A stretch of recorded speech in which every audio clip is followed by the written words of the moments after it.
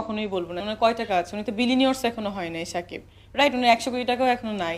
So 2-4টা ফ্ল্যাটের মালিক তো আমার ফ্যামিলির লোকজন আছে, আমিও আছি। তো আসলে কথাগুলো শোনার পর আমার ভিতরে অনেক রকম প্রশ্ন।